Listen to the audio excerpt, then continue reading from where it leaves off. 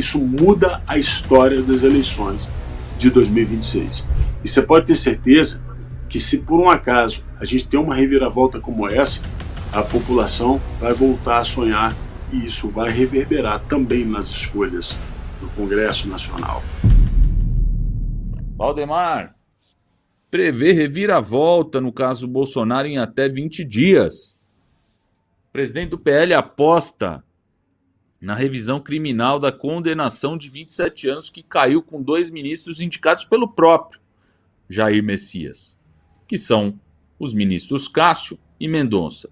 Mas a PGR já opinou contra, pedindo que a revisão seja negada. Valdemar ainda elogiou o Fachin. Abre aspas, é de esquerda, mas honesto. Pelo sorteio dos relatores, a reviravolta é leitura real do jogo? Deixa eu trazer o Marcon aqui. Aliás, dar uma boa noite também para o nosso querido deputado Marcon. Seja bem-vindo aqui ao programa. Eu já vou começar o comentário com você aqui, Marcon. Você acha que a reviravolta aí do Jair é possível ou é um desejo de quem torce? Bolsonaro liderando a direita, como ele nunca deixou de liderar, mas foi calado justamente para que se criasse o caos na direita. O que a gente tem? O Nunes Marques pediu a opinião da PGR, acho que a PGR não é nenhum ponto de que a gente se surpreenda, né? O PGR, que é o Gonê, que é um vassalo completo do Alexandre de Moraes, faz o que Moraes manda, né? E obviamente o Alexandre de Moraes não tem qualquer interesse em permitir que Jair Bolsonaro possa pelo menos falar. Aliás, ele é o único que não pode falar, ao que se sabe, além do Felipe Martins, né? E então a gente vai ter talvez alguma decisão nos próximos dias do ministro Cássio Nunes Marques, que, se for jogar para a turma, acredito que o Fux e o próprio André Mendonça corroborem com a tese de reverter a condenação dele e libertá-lo. É bom deixar claro para a audiência que tem um outro problema para deixá-lo elegível, que é a questão da reunião com os embaixadores, né? A gente tem, pela primeira vez na história da humanidade, uma reunião que tornou um presidente inelegível. Então ainda precisaria dessa reversão dentro do Tribunal Superior Eleitoral. Lembrando que no Tribunal Superior Eleitoral, Cássio Nunes Marques é o presidente e o André Mendonça é o seu vice. Então, assim, dizem que o brasileiro é aquele que não desiste nunca, né? Eu nunca desisti de Jair Bolsonaro ser o candidato, ou pelo menos está solto, viu, Emilinho? Eu acho que isso daí já seria um combustível gigantesco para a oposição, ter a sua liderança na rua, ter a liderança podendo falar, ter a liderança dando entrevista, ter a liderança ditando as regras da nossa corrida eleitoral. Então, assim, se enchemos de esperança, né? Eu acho que seria fundamental, sendo Flávio, sendo Jair candidatos, é importante que Jair possa falar, se manifestar e conversar com as pessoas que hoje, saiu uma pesquisa esses dias, a rejeição do presidente Bolsonaro é muito menor hoje do que a do próprio Lula. Acho que as pessoas começaram a ter um pouco de ciência do que foram enganadas nos anos que o presidente era presidente e depois, quando foi preso, entendem que isso é uma coisa injusta. Então, assim, acho que teremos novidades nos próximos dias. O presidente Valdemar é um homem experiente e não daria uma entrevista como essa sem prever algo que a gente talvez não possa prever nesse momento. Aí muda o tabuleiro todo, hein, meu amigo Darcy, ou não? Ou não? Ou finalmente vamos ter a união da direita? A liderança de Bolsonaro é uma liderança natural, não é por delegação, enfim. É absolutamente diferente a situação. As informações que eu tenho é de que, ainda que ele fosse colocado em liberdade, ele manteria o Flávio como seu pré-candidato ou como seu candidato, pelo menos as informações que chegaram. Mas o ponto aqui é a justiça, né? Então, vamos pensar. Por que a gente não pode sonhar? A gente está num país em que o maior criminoso da história do Brasil, depois de várias condenações por corrupção, lavagem de dinheiro, porque é líder de uma quadrilha, foi colocado em liberdade para disputar a eleição. O maior criminoso, uma das piores almas que já nasceram nessa terra. Um sujeito perverso que forneceu, por exemplo, armamento para áreas conflagradas no México, forneceu armamento para Maduro oprimir o seu povo, que fez aliança absolutamente cabulosa com Farc, com Michileno, sabe, com organizações narcoterroristas da América Latina. Então, se um sujeito desse foi colocado em liberdade para disputar um processo eleitoral, por que Jair Messias Bolsonaro, que é inocente, que não cometeu crime algum, que é vítima, inclusive, desse grupo guerrilheiro esquerdista que mandou um agente lá esfaqueá-lo, estripá-lo em praça pública, que foi o que aconteceu, por que ele não pode ser colocado em liberdade para disputar o processo eleitoral? Não seria nada surpreendente nesse país.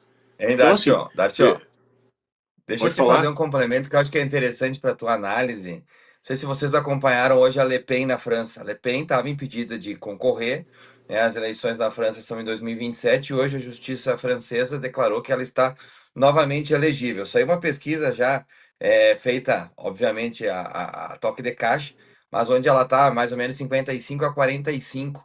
A vitória de Le Pen é uma certeza na França, né? É por isso que ela foi perseguida por tanto tempo. Então, vejam vocês que a França, que é o país mais esquerdista, talvez hoje na Europa, ele reverteu uma decisão contra uma candidata, como diz a imprensa, de extrema, ultra, mega direita. Então, por que não a gente não pode acreditar isso aqui no Brasil? Eu acho que é viável, sim.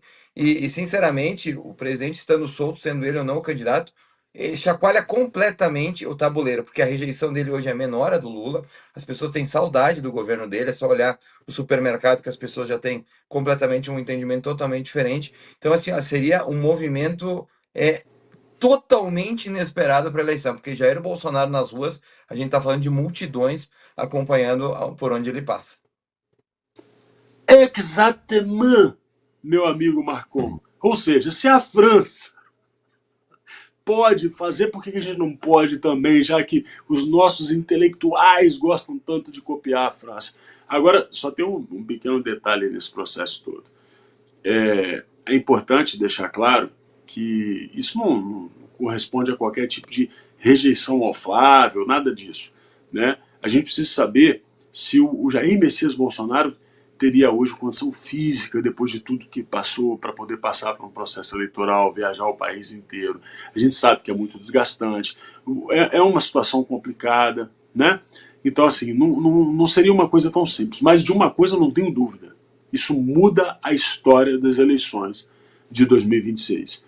E você pode ter certeza que se por um acaso a gente tem uma reviravolta como essa, a população vai voltar a sonhar e isso vai reverberar também nas escolhas do Congresso Nacional. E é essa a minha esperança. Emilinho, deixa eu só complementar uma coisa rapidinho.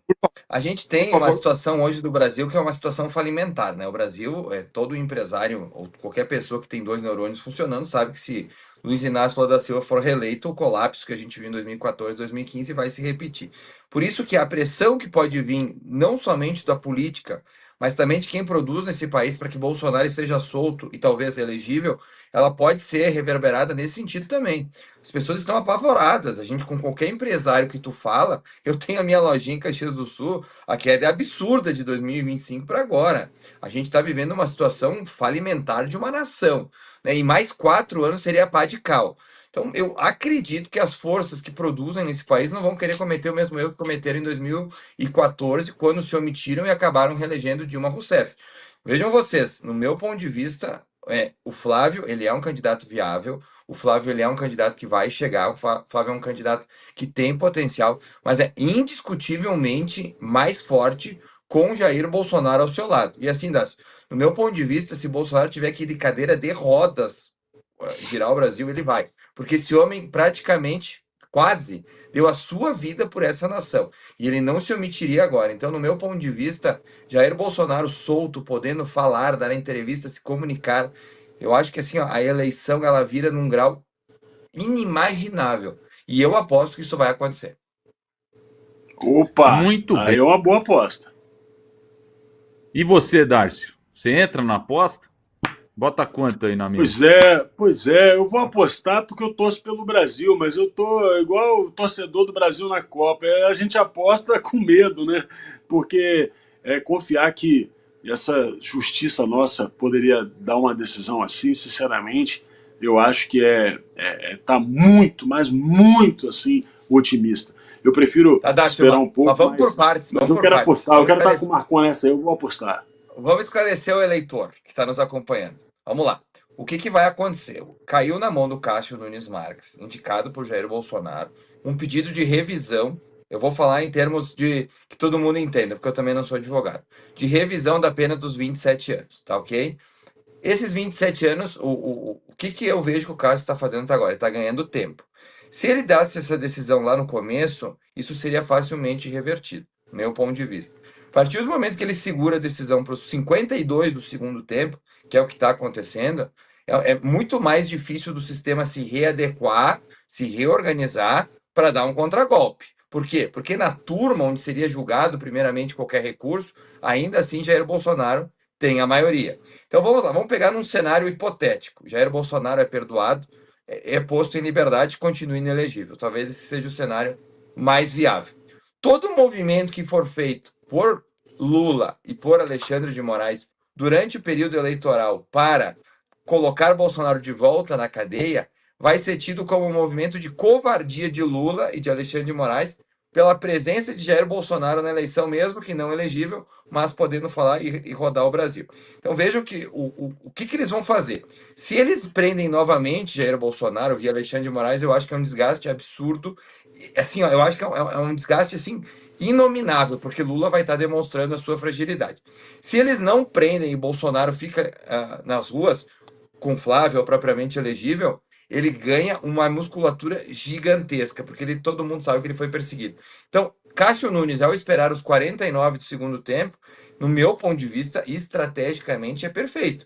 Você não vai ter tempo juridicamente de reverter, porque nós estamos falando de ministros da Suprema Corte. Ao contrário do que era lá o ministro, melhor dizendo, o juiz Sérgio Moro, primeira instância, e depois a segunda instância, TRF4, onde ministros da Suprema Corte reverteram esses resultados. Agora nós estaremos falando de ministros da Suprema Corte que têm que levar ao plenário para reverter esse resultado. Quando o presidente Valdemar elogia Fachin, que, assim, no meu ponto de vista, incontestavelmente é de esquerda, mas é honesto, no meu ponto de vista, nunca teve nada contra o Fachin. Ser de esquerda não automaticamente tu é desonesto. Ele sabe que quem vai pautar tal julgamento no plenário é Edson Fachin. Então, assim, vejam vocês que um cenário que se desenha aqui para frente é de muita emoção nos próximos dias e, no meu ponto de vista, assim, por que Nunes Marques não daria uma decisão favorável? Qual que seria o motivo? Não há motivo, todo mundo sabe que o processo é completamente viciado. Existe também a pressão americana, Dácio e Emelim, não nos esqueçamos da pressão americana, tá? Então, assim, é um jogo, é um tabuleiro de xadrez, onde, no meu ponto de vista, as peças ainda estão para serem mexidas, o que vai acontecer nos próximos dias. Eu só faço uma ressalva em relação ao Fachin, mas eu não quero bater no Fachin aqui por conta, né, da estratégia estabelecida pelo Valdemar, mas assim, foi o Fachin que encontrou o dispositivo da mudança do CEP para poder anular as condenações do Lula. Então, assim, eu não vou discutir a honestidade do Fachin para a gente não entrar numa situação de conflito e atrapalhar o nosso presidente. Então, Fachin, fica aí com o elogio do Marconi e do Valdemar e libera o homem. Só isso que eu tenho a dizer.